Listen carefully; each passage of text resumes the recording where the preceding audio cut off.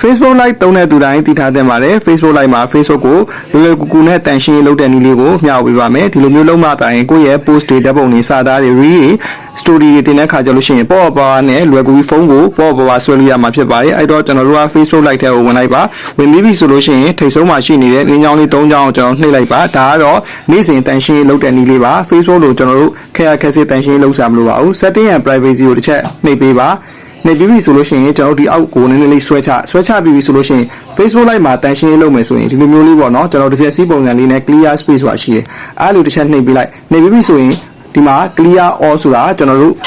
အားလုံးကိုပေါ့နော်ကျွန်တော်တို့တန်ရှင်းလုပ်ဖို့အတွက်အမှန်ချက်ကလေးပေးเนาะအဲ့တော့ photo and cast ကိုလည်းကျွန်တော်တို့တင်ထားတဲ့ဓာတ်ပုံတွေနေ့စဉ်တင်ထားတဲ့ဓာတ်ပုံတွေကိုတန်ရှင်းလုပ်မယ် video နေ့စဉ်တင်ထားတဲ့ video တွေကို cast ကိုလည်းကျွန်တော်တန်ရှင်းလုပ်မယ် story video other cast ပေါ့နော်အဲ့တော့ Facebook မှာနေ့စဉ်အသုံးပြုနေတဲ့များအားလုံးကိုကျွန်တော်တန်ရှင်းလုပ်မယ်ဆိုရင် clear ကိုကျွန်တော်တို့နှိပ်လိုက်ပါเนาะအပေါ်ဆုံးက clear all နှိပ်ပြီးဆိုလို့ရှိရင် clear ကိုနှိပ်လိုက်